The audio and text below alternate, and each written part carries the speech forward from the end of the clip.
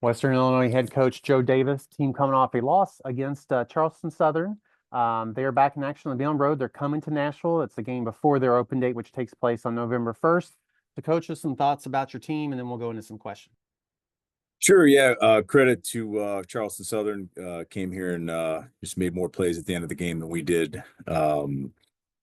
Third week in a row we've had a lead in a conference game. The last 2 weeks, leads into the fourth quarter, double-digit leads, and haven't been able to close that out. So just disappointed for our players. We're not doing a good enough job, I don't think, as coaches right now, figuring out a way to finish these games out and put our players in a position to finish these games out. Certainly starts with me. And we could still have a lot to work on here as, we look to build a championship program here at Western. Thanks, Coach. Barry, I'll call on you in just a sec. BJ had a doctor's appointment. He sent me a question to ask. He wants to know about the defensive set the team might favor moving forward, a 3-man or a 4-man front. Yeah, I mean, I think you're going to see a little bit of both. We've been fairly decimated by injuries in a lot of different positions, headed here into week 9. Defensive line is no exception to that. So just trying to figure out the best way to maximize the talents of the healthy players that we have and put our players in the best position to succeed. And whether that's a 3-man front or a 4-man front, we're open to playing that from week to week here to figure out the best way to give our players a chance on Saturdays. And the second part of his question was, if you had to change anything about play calling offensively with key wideouts banged up, would there have been anything you'd done differently in the second half against Charleston Southern? Yeah, I think any play caller would look back on a game, whether you won or lost, and be critical of certain calls at certain times. I'm not absolved from that by any stretch. I do call the offensive plays here and take responsibility for not figuring out a way to score one more point than our opponent. And I think our players on as a team and just more specific to the question on offense played really, really hard on Saturday in front of a great crowd and atmosphere.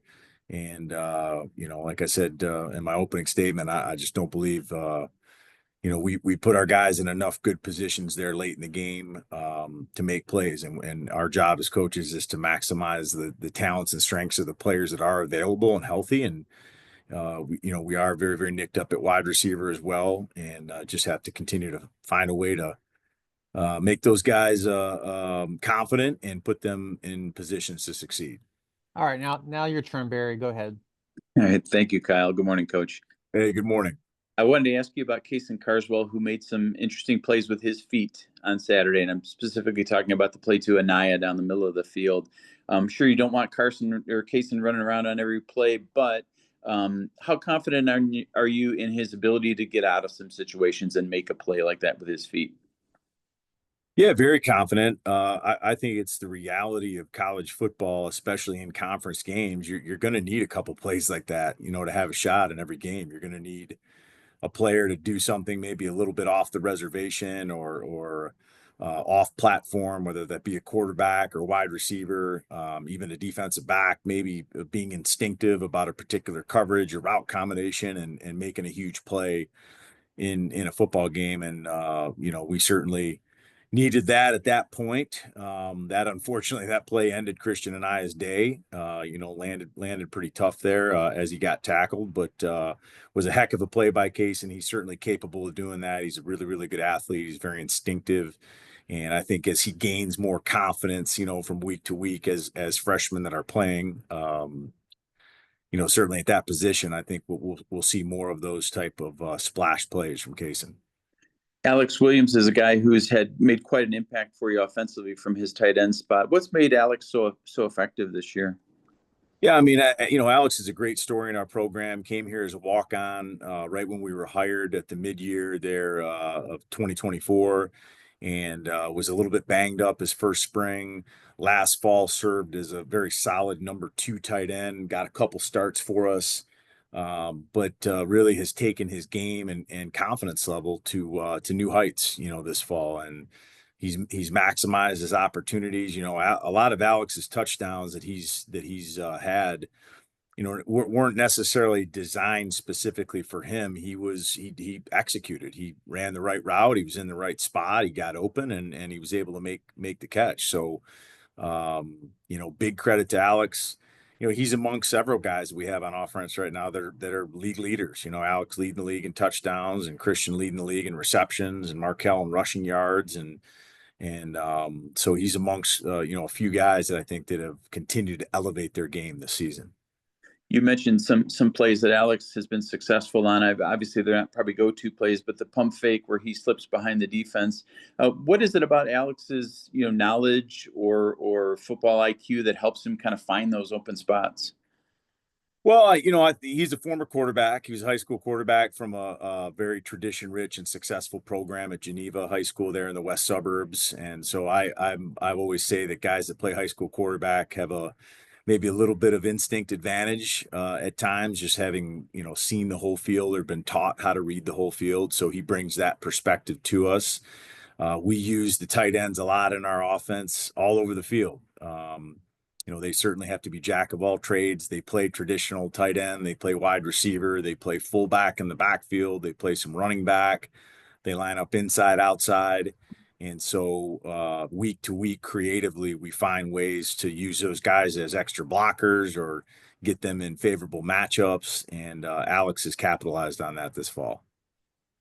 Any benefits for you to take your guys to an NFL stadium this weekend? Yeah, I think that's always a cool experience for the players, to get to play in that type of venue. And so, happy for our guys that they get that opportunity. But certainly once the ball's kicked off, it's just like any football stadium, and the expectations and the standards will remain the same. Is there pluses and minuses to a later bye week? This is probably one of the later ones you've had in your career. Anything, that you like or dislike? Yeah, absolutely. Yeah, I don't know that I could lay those out in detail. I'm sure that there's advantages to both. I mean, I think that not I think I know we need that bye week, to have a shot to really finish this season strong and finish this season as a high note, which I really believe we can. We need to get a few guys back here and healthy, and just to create some depth and competitiveness late. So for us, it is what it is, and that's the way that the schedule sort of fell this year. And so when that happens next week, it'll be a welcome time of rest for our team. Any guys that you'll get back this week? Any guys that you're confident who will be back for you? Yeah, not certain on that. Being Tuesday, we're kind of day to day with guys right now that are nursing through certain injuries, but yeah, we need everybody back right now. So our training staff and strength and conditioning staff is working really, really hard. Great. Thank you, Coach, for your time. You're welcome, Barry. Coach, we got Reno who covers TSU with us. Reno, do you got some questions for Coach? Yeah, pleasure. First time coach with you. Reno Thompson here, as Kyle said, from Upward Radio Show here in Nashville, Tennessee. When you face a defense that's, I would say now is starting to really tackle and really limit explosive plays from what we've seen from Tennessee State in the previous weeks. Talk to us about, your plan towards the tempo and to adjust towards those things that they do defensively. Yeah, Tennessee State, they've continued to improve all season. Credit to Coach Barlow and his staff. They've being a first year coach, sometimes early in the season you're just trying to kind of figure out what pieces to the puzzle fit best. Yeah.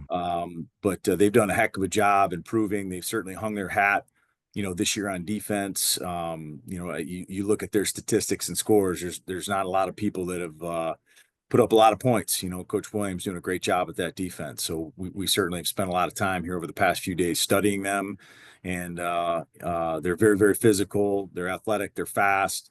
The James Stewart young man, number 7, the transfer from Middle Tennessee State, believe he began his career at Memphis. He's a problem for offenses. Gave Howard all kind of fits last week. And Micah Gay coming off the OVC Player of the Week on the defensive side of the ball. So tons of talent on defense, and we'll certainly have our hands full on Saturday afternoon. Yeah.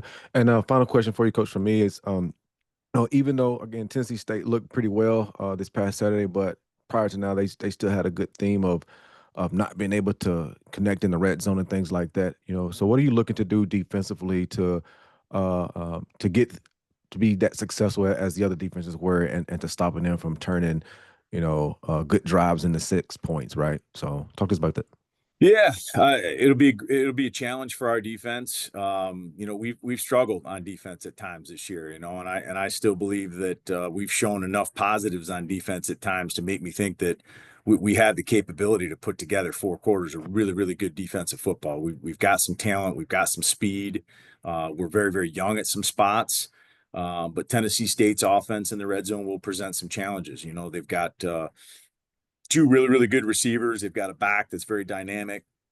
Byron McNair seems to sort of be coming into his own a little bit, settling in and getting some confidence at quarterback.